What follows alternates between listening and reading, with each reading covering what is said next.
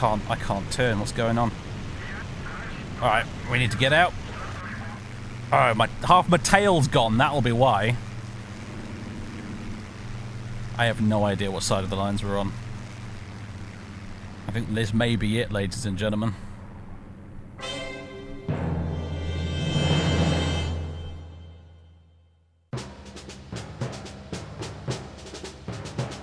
Major Gruber and the men of JG-52 are not having a good war.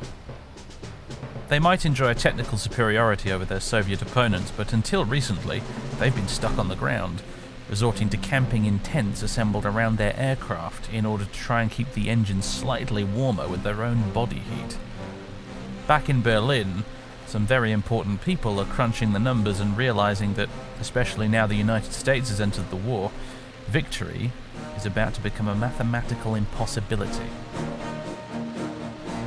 It is in the unknowing hands of Major Gruber and men like him to simply determine the scale of Germany's defeat, and it's going to take the better part of 4 more years of fighting to figure out that this entire endeavour was doomed almost from the start.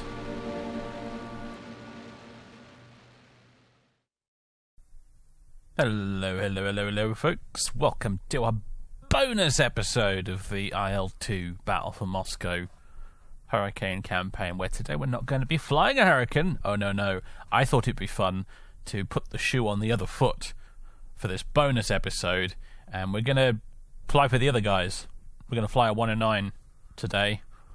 For the one and only time I probably will on this channel, I suspect, because I've found it always a little bit too easy, as I've talked about before in the series. But I thought I'd also take the opportunity to show you a little-known feature of Pat Wilson's campaign generator, which is kind of neat. So as you can see here, we're looking at the 157th Fight Rare Regiment screen. Major James Wallace at the top there, all of the other people. However, something you can do in this, which is we've got this campaign. It's been running for a while. It's now the 2nd of January 1942. But let's say we wanted to play as someone else, but without starting a brand new campaign. Well, you can do that. So we go to Personnel, we go to Administer Pilots, we go to Add Pilot, and now we can do that. We're going to create Luftwaffe Pilot. We're going to call him, I don't know, Hans Gruber. Perfect. Next step, Role Fighter. Pilot rank, we'll make him in charge, so a Major. Squadron hardly matters, really. We'll go 1 JG-52, why not? I can't remember who it was that shot us down last time, but we'll pretend it was JG-52, shall we? Next step, create pilot. Finished. Administer pilots. Hans Gruber. And then Major James Wallace. We've got them both on the list here. I can actually retire James Wallace if I wanted to. I'm not going to do that because I think it might be irreversible, and for some reason I might not want to. But Hans Gruber, finished. Now we just got to switch to him, and I've forgotten how to do that. Here we go, reference pilot. That's the one we want. Hans Gruber, accept, finished. And there it is. We've switched now to 1 JG-52, stationed at Novoye Selo, wherever the hell that is, flying the Bf-109 F4. There's old Hans Gruber himself. Lovely, jubbly. There's a picture of him. No medals to speak of, other than he's got this little thing here. So yeah, we're going to generate a mission, and we're going to fly for the other guys today. Look at some of these. Look, this lot. Look, Gottlieb Massbaum here with his 120 missions and 12 air kills. Flippin' heck, guys, flippin' heck. There she is, ladies and gentlemen. The beautiful and deadly Bf-109 F4. There is something slightly sinister about it. I don't know if it's the paint scheme or that angly, pointy cockpit that reminds me a bit of a TIE fighter. I'm not sure what it is, but the 109 has always looked a little bit sinister to my eyes. Bloody great aeroplane, though. Bloody fantastic. Here it is in the JG-52 colours. I think it's got the legit markings, apparently, except for the one on the tail, which we will not look too closely at. The modifications for it, there's a few available. You've got a pair of MG17 machine guns in the nose up at the top there. You can just see it there. And you've got a 20mm cannon in the nose as well that fires through the propeller hub, which is in the right hands, i.e. not mine. It can be deadly accurate because there's no wing gun convergence to take into account. There's a convergence setting here, but I'm pretty sure that's just like vertical convergence, which doesn't really matter that much. So you can pull off some amazing sniper shots with this, and it makes it much easier to get critical hits on an enemy aircraft rather than just spraying their wings full of holes instead of the actual important bits. We've got the MG151 20mm cannon in the nose, the MG17 machine guns in the nose. If we go here, there are other options. You can have a pair of 15mm gun pods or a pair of 20mm gun pods. I'm not going to use them though. They look like this, if you're curious. I believe these were mostly installed because I think possibly for ground attack purposes, but also for because they started to run into Soviet aircraft like the Sturmovik, which were legendarily difficult to shoot down because they were so tough, and so some squadrons started to be equipped with these gun pods to deal with enemy bombers. We won't be using that though because it slows you down, it affects your maneuverability, it makes you heavier. I don't like them personally. The extra punch from having another 2 cannons on board is nice in theory, but it impacts your survivability, I find, so I don't like them. I never use them. Almost never use them anyway.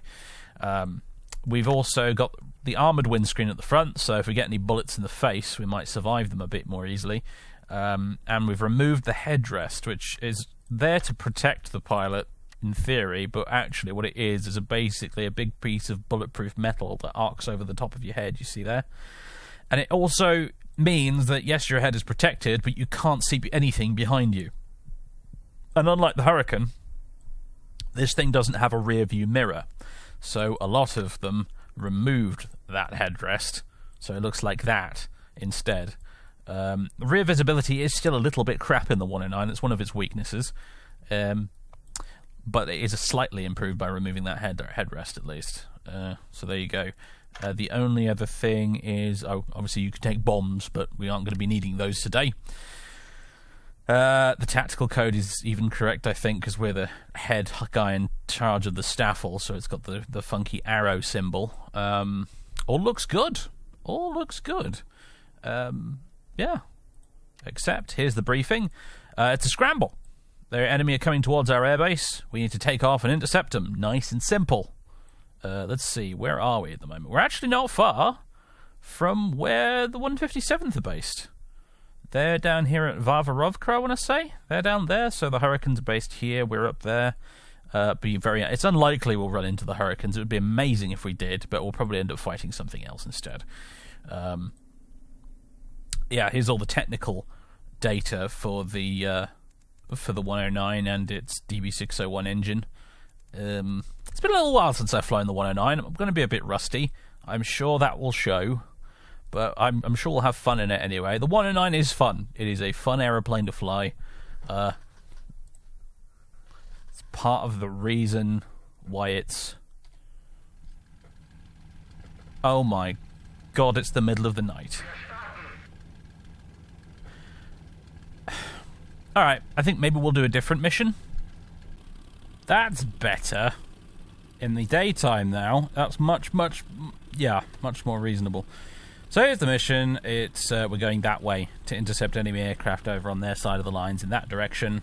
Could be a bunch of hapless Hurricanes flying northwards in a very eerily similar situation to the last mission, or it could be something else entirely. It could be some Sturmoviks, could be some I-16s. Who knows? It'll be Russian, whatever it is, and whatever it is, it'll be a lot slower than us. Famous last words, I guess. But anyway, we're ready to go. The boys of JG52 are ready to rock and roll. Here we are in the cockpit. You will see that the canopy is open. It opens sideways on this thing, which means that unlike the Hurricane, got to close it to take off in this thing. I don't know what you were supposed to do if you ended up upside down in this thing in a botched takeoff. Just probably open the slide window here and call for help, I guess. That was probably your only plan. Because this cockpit is tiny. It doesn't look like it in-game. But this cockpit, trust me, I've seen the one in real life. It is miniature. it's a bit about... Your own head fills about most of it, this space right here. Your shoulders are budged right up against the sides of the cockpit there. Like, your shoulders will be touching the sides of the metal there. I don't know how you were supposed to fly this thing if you were over about 5 feet tall. It's just ridiculous. Tiny, tiny plane. But there is a very good reason for that. However, let's talk about that later. We'll get airborne first, I think. What are we doing when we take off? We need basically to take off and then turn around, don't we? Alright, here we go. Takeoff and landing. Always very tricky in this aircraft compared to the old trusty Hurricane. I'm going to do my best not to screw this up. You have to use a noticeable amount of wheel brake on takeoff and landing, but we're up and away. Gear up. The propeller pitch I don't have to mess with, it's set automatically. However, I do have to make sure that I don't run at full throttle for very long, because if you do, your engine will go kaboom. Full power in this aircraft is considered emergency power for pretty much takeoffs only and not much else. You'll also notice we're rolling over to the left if I leave the controls alone. This is very irritating. This is a feature of the real 109 as well. It has no rudder trim, which means we just end up slowly rotating to the left all the time, which means you have to counterbalance that with a bit of right foot all the time. This was not a very user-friendly aircraft, it has to be said. I'm going to reduce throttle even more, actually, just to allow everybody to catch up. Because this thing could get away from you, it really can. Give it a bit of a flyby, shall we? Just sound incredible. Look at the way we're floating upwards, by the way. I'm practically gaining altitude in this thing without even trying. So, the thing about the 109, what made it so excellent an aeroplane, is basically the fact that the guys who designed it understood the basic principle that what makes an aircraft effective as a concept is that it allows you to be above your opponent. That's the whole point of an aeroplane, right? To be above people.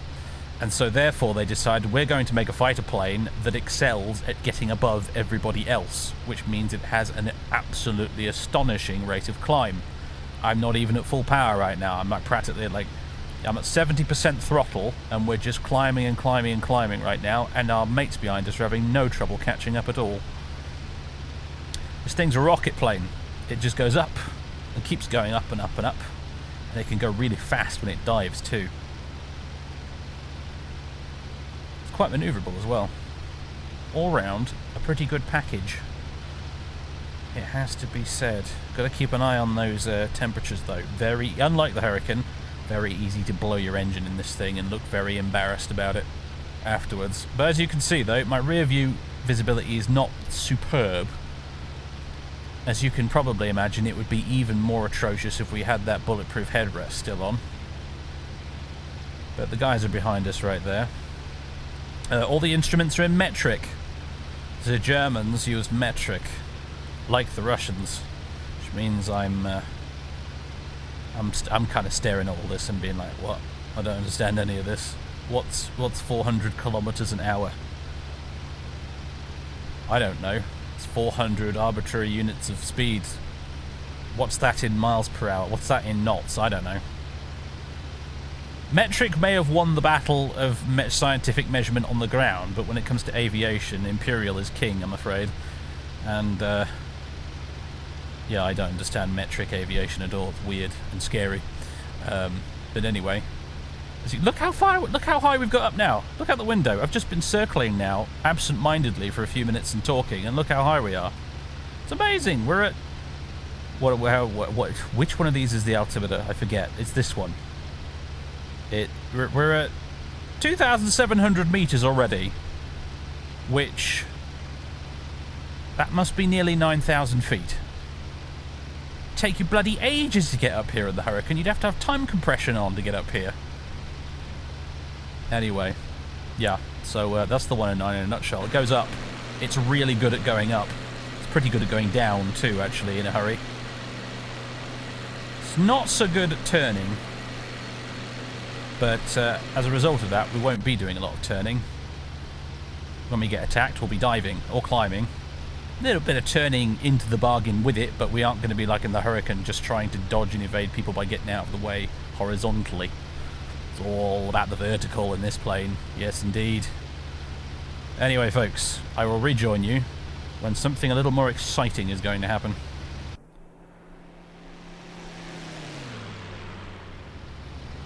Alright, folks, the fun times are going to begin. There's multiple groups of enemies around here, all off on our right-hand side. Not sure we should go for first. I reckon these three might pick on first, you know. I don't know if I can see him out the window there. My monitor is covered in random specks of dirt, so spotting is tricky. Main problem I have with this kind of one issue I do have when flying the 109 is that ideally you want to spend the entire time above the enemy diving down to attack them. Problem with that is when the enemy's below you, they're way more difficult to spot, and I'm really bad at spotting enemy planes on a good day, so I have a habit of flying around just blind as a bat in this thing until I get myself into trouble. They're out there. Oh, I see him. They're about co-altitude with us. So we're going to climb. I'm going to tell everybody, engage nearest air target. What are they?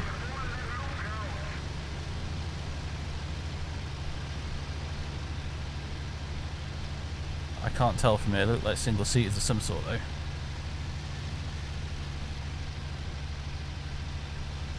We're already quite far above them. I just don't want to get sniped by them in the climb is the tricky bit. You can see the wing slats automatically popping out there as I get to slow speed. They kind of look like Ishaks. I think they are indeed Ishaks. So I'm going to continue in this spiral and climb.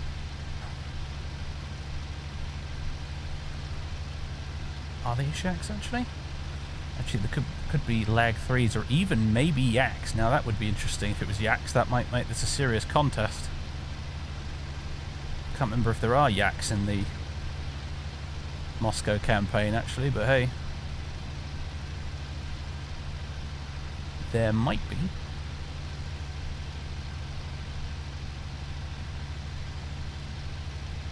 See someone going down a little spiral there. Not sure who that is.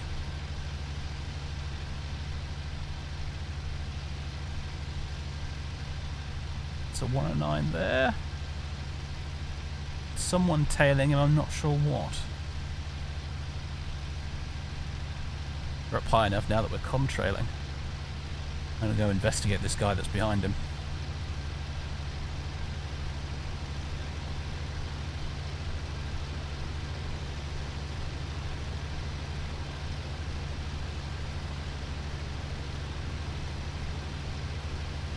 I can't tell what you are.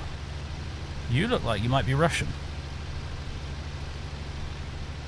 Oh, the sun's right behind me, that's not fantastic. Oh yeah, that's a Ruski, I think. He's chasing our wingman in front of us. Alright. Have some of that, Ivan. There we go. That was a textbook bounce. Someone behind me at the moment. Could be a Ruski friend. Try not to overdo it with the throttle. Not even going to look and see what happened to that Russian. He's just so toast. He's so dead. This guy looks like he might be Russian the way he's trying to keep with me, but he can't quite manage it. See, he's nosing down now. Yeah, he's trying to keep with me in the climb, but he can't.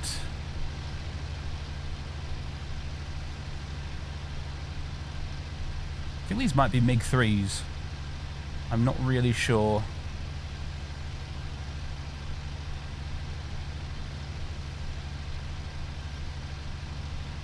A bit more boost, bit more welly. Make sure this guy really can't get on me.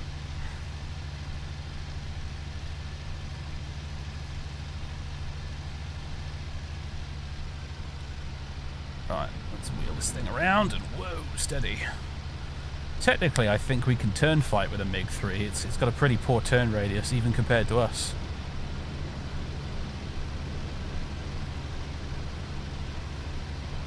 It's not really the preferred way of fighting in the 109, though.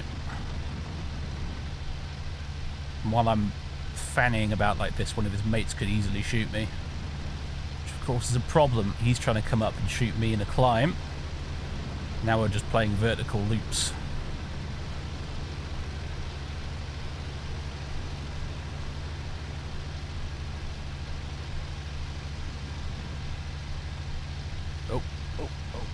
Stalling out a bit. Overdid it there, I think. We can't completely defy gravity.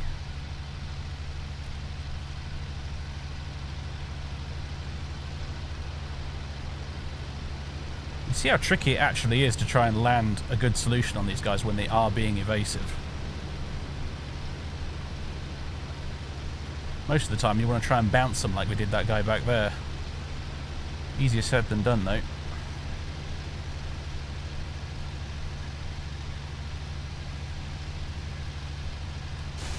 Speculative shots from the machine guns. The lovely thing about this, you can fire the machine guns separately from the cannons. And the machine guns have a lot more ammo. There are ammo counters down there, by the way. That's what those 3 little bars are. I've lost him now because I'm zooming in on the ammo counters. Idiot. Wait, there he is.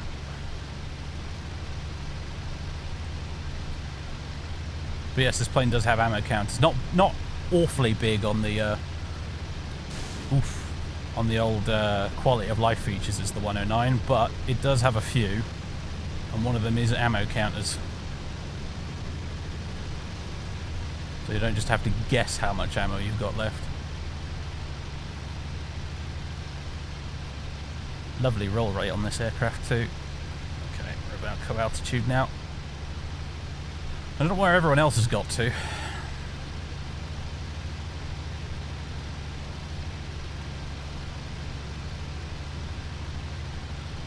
Sort of manoeuvring and doing his thing. I'm getting tunnel vision like mad here. It's not very smart.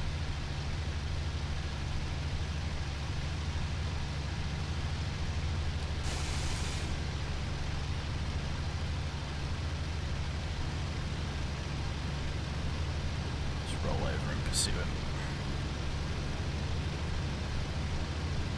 Trying to stay gentle in my turns so as not to bleed off too much speed.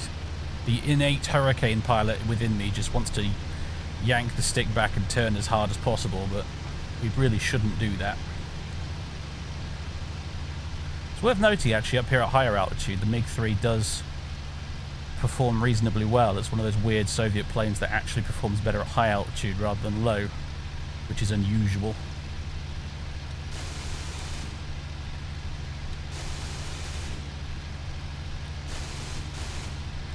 Dance! Dance, you bastard, dance! Oh, got a hit. I'm just kind of spraying him with the machine guns at the minute, trying to get somewhere.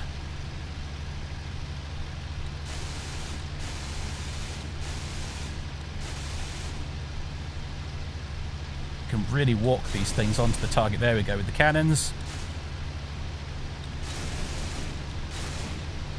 Right, he's done for. I don't know if that was a pilot kill, but he's pretty done for, I think. Who's that up there? That is one of our wingmen. I haven't heard any calls of so-and-so's wounded. That's another 109, I think. Yes, it is. So I think we're doing all right. Indeed, it looks like the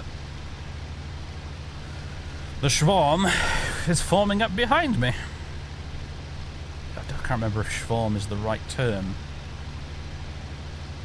Rota, I think, is a pair. A swarm, I think, is 4. It's been ages since I looked any of this stuff up. Any of the German side of things.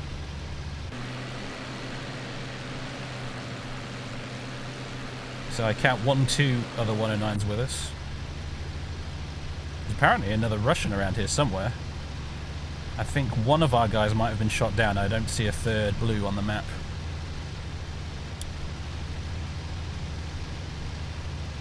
apparently there's a Russian around here.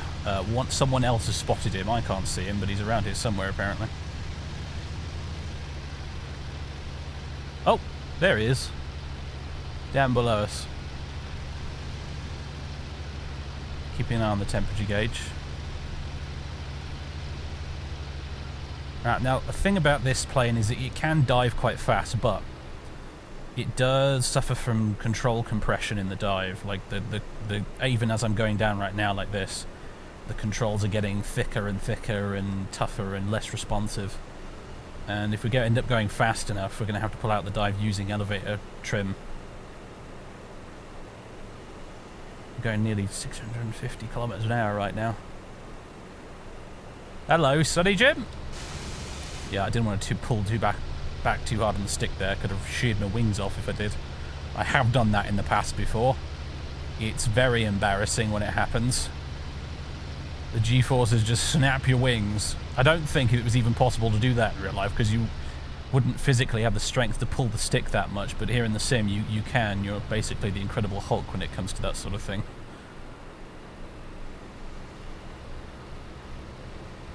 Coming in on him again. Oh, I put a hole in his wing there. I could see daylight through it. Oh, he's pulling up behind me. He's trying to get a shot on me as I zoom away. He's not having any luck, though. He's in a real state. He must be one of the ones I shot at earlier, or someone else did. This is basically me in a damaged Hurricane limping away from a fight, as I often did in the campaign.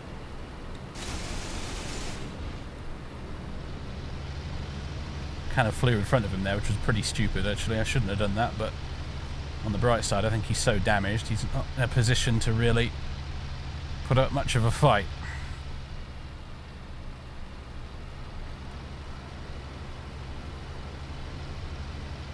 We are effectively playing with our food at this point, I should point out.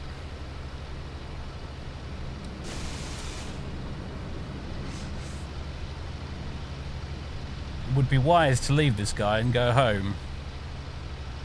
And yet here we are.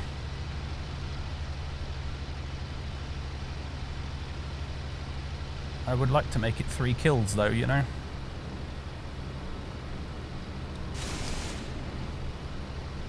See how easy it is to land hits in this thing. It's an absolute pleasure to aim it. And then those cannons and machine guns just sort of naturally line up onto the target's main fuselage. It's beautiful. Horrific, but beautiful.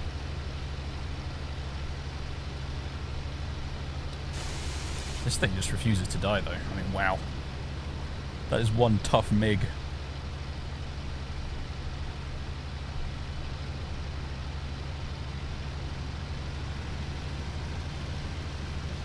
Right over an airfield at the moment. It's probably a very stupid place to be.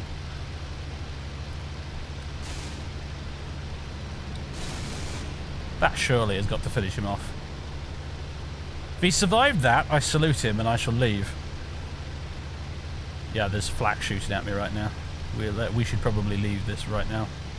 He's doing what I used to do in the Hurricane, which is drag the 109s into the friendly flak. Well, I'm not going to fall for that. No, sir. Are there any other enemy airfields? Aircraft around? There's one back behind us somewhere, apparently. What my wingmen are doing right now. Oh, I see a smoking plane down there. I see another one that's not smoking. That one's being shot at. That's probably a 109. But again, actually, the wing profile looks kind of thick from here. And yeah, it does seem to be getting shot at. I'm not sure. What side of the line? Oh, we're on our side of the lines. I apologise. That's friendly flak. We have little to fear, as it turns out. Alright, well, in that case, I thought we were still on the Russian side of the lines, I must admit. Note just how chill I was about the idea of being over the Russian side of the lines in this plane, though, by the way. Given that we can climb higher and go in a straight line faster than the enemy, you know, we're sort of in command of when we want to exit and enter an which means that, effectively, being over enemy territory is nowhere near such a big deal. Right, I see one smoking plane there. I count another smoking plane there. I think one of these guys is the one I was just looking at, but he's been damaged by flak. The silly bugger. He looks like he might be about to crash, actually. He's much lower. Let's go for this guy.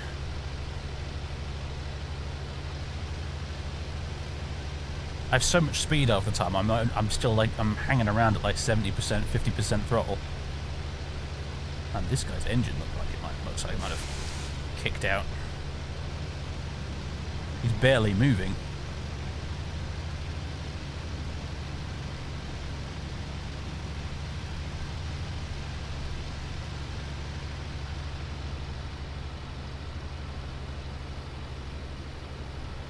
It hasn't conked out yet, it's going to soon.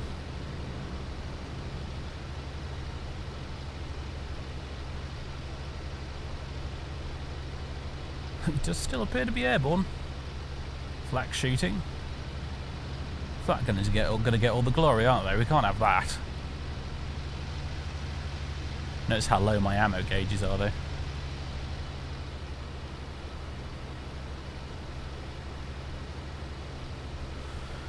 Where is he gone? Where is he gone? There is one.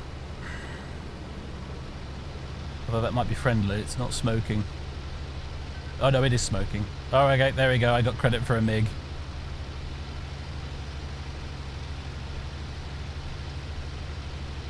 There's one and there's one. Okay, I found him again.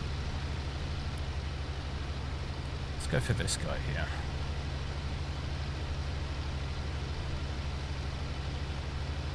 Watch, he looks like he has his landing gear down.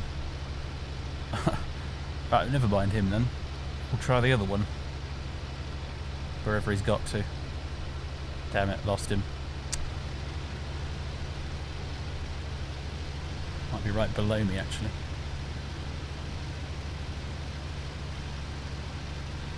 Half the battle is trying to see where the buggers are, I swear. See one here before we went past.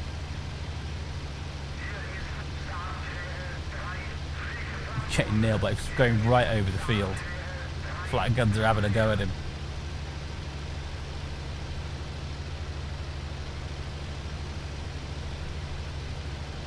One thing I found in this aircraft is when you're coming into bounce somewhere like this, sometimes you can leave it a bit too late to open fire, and he's dead. He actually bailed out at like almost 0 altitude. Look at that. Holy crap. It was like some stunt flying there.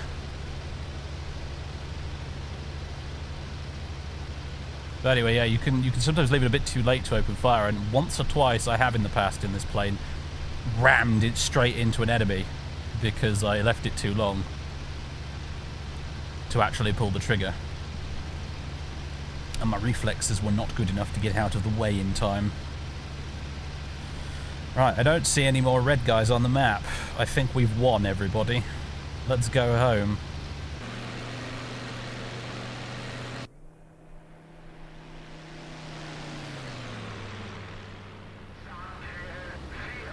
Alright, ladies and gentlemen. We're just approaching our base. We're going to go for a bit of an extended downwind on this one and then turn around and come in and land on final. Taking a bit of an extended downwind at the moment because I'm going very fast. And it occurs to me that I didn't actually look up what the sort of landing configuration speed is for this thing. I don't even know if it's actually listed here anywhere. I guess, landing speed. About 145 to 155 kilometers an hour. Alright, we'll call it 150 then. Alright. So, one lovely feature of the 109 is that it doesn't have a hydraulic flap system in order to save weight. It has, instead, a manual wheel you have to turn to lower the flaps. That's actually the stabilizer. I didn't mean to turn that. I want the flaps. There you go. We're going to crank this little wheel around, and our wing flaps, as you observe there, will slowly go down. Should actually be a little indicator somewhere on the wing to tell us, like, how far down they are, I think. Or maybe that's a different incarnation of the 109. Oh, yeah, no, it's there. It's these little black bars here. I think they are now fully extended because it's at the white bar, so flaps fully down. We're still doing like over 200 kilometers an hour right now. Gear down. No idea what speed you're supposed to put the gear down in this thing. Haven't got a clue. I'm just going to put them down now. And now we try and land the aircraft without trashing it, which... This is the hard part. This was the hard part in real life too. This plane was notoriously difficult to land. I'm mentally preparing you for the disaster you're probably about to witness. Should mention, actually, this thing has a lockable tail wheel, unlike the Hurricane, although I can't actually remember what the button is to lock the tail wheel right now, so, whoops. I think it might be left shift G. There we go, lock tail wheel. That'll help a bit. Or it's still kind of too fast, really, here. Coming in over the T.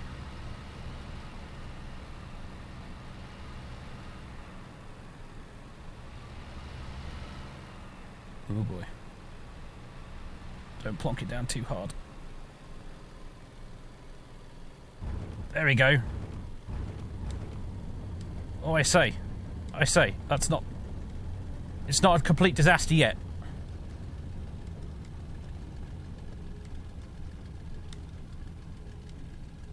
Oh my word. Oh, I actually did it. I landed a 109. I'm so proud of myself right now. You have no idea. Let's open that flappy canopy. There we go. Floppy side canopy now. Open. Oh, right. That's the thing. I need to unlock the tail wheel so I can actually taxi properly. There we go. Tail wheel released. This is where I ground loop it, just like in the Spitfire back in the old days. Ooh, so far so good. Oh god, oh god, oh god.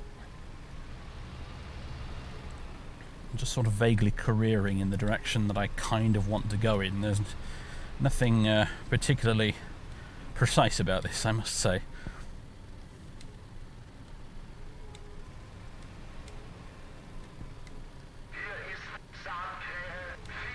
Alright, I think this will probably do before I crash into something. Alright. Let's retract those little flaps with the little squeaky wheel. Round and round it goes. It's got like a bicycle chain on it. It's so high tech, guys. Superior German engineering right there. And it was a bicycle chain, yeah? Very, very high tech, very state of the art. There we go. Flaps up. Engine off. If I can remember what the button is. There we go.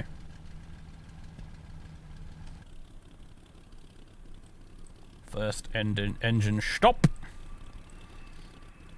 And we are down, everybody. Didn't we do well? Oh, look. It looks like one of our chums landed just behind us there.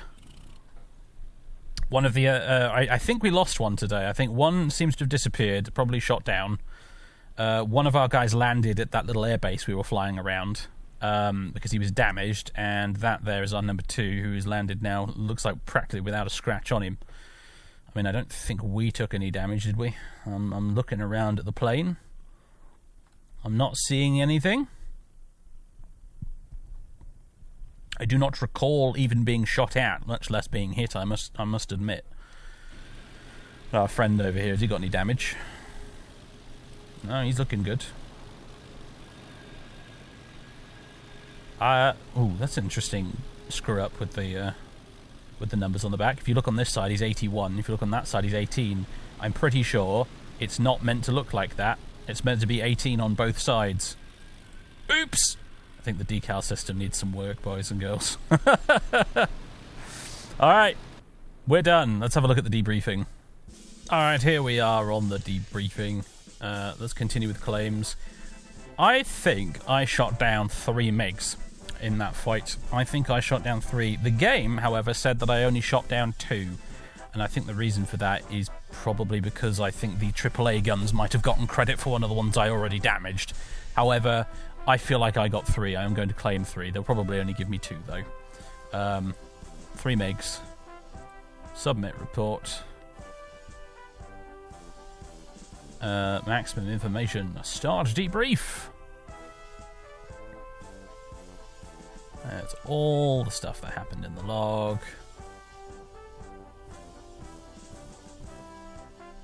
Lots and lots of Russian planes shot down. There was a flight of P-40s that got shot down as well, and a flight of C-47s, I think, that got shot down as well. There's all sorts. Flying around out there, getting blown out of the sky by the Luftwaffe. There we go. Debrief completed. Okay. Hans Gruber. We were awarded 2 claims and denied the third one. I still feel like we deserved the third one, though. We lost Oberleutnant Engelbert Steinhauser. He was unfortunately killed in action by one of the MiGs. I never even saw that happen, but it happened apparently. There we go. Notification of victory. It looks like Lieutenant Stefan Schlesinger got a P-40. Nice one. Next page, next page. Engelbert Steinhauser has been awarded the Wound Badge Black. There we go. Job done. Ladies and gentlemen, boys and girls, that's it. We're done. I hope you enjoyed that funny little look at the other side of the Moscow campaign. I do feel much, much, much easier side of the Moscow campaign. Not going to deny it. Lot of fun, that mission, actually. Very much enjoyed myself there. That was nowhere near as stressful as the average Hurricane mission. That was practically a pure joy from start to finish. I very much enjoyed that. We were playing with our food for most of it, really. Just climbing up, spiraling around, going vertical, doing the loops and bounced that guy, I bounced another. It was delightful. If you want to just have a slightly more chilled out fun time in IL-2, I recommend the 109 in the Moscow campaign. It's basically easy mode. But I thought you might be curious to see how things are on the German side in this campaign. You've had a look now. We've had a brief glimpse through the eyes of the perfidious 109 squadrons that we were dealing with through the entire campaign, who were making our lives a misery on repeated occasions. Bit of fun, eh? So there we go. That'll cap it off. That's the bonus episode at the end of the Hurricane campaign. I might do this for every campaign I do going forward, actually. That'd be kind of fun. Finish off every campaign with a bonus episode where we fly as the other side for a mission. Something to think about, I suppose. Anyway, cheers, my dears. Hope you enjoyed. Hope you enjoyed the whole series. And I'll catch you next time in whatever we decide to do next. Whether it's IL-2 or something else, I don't know. Have fun, everybody. Toodaloo.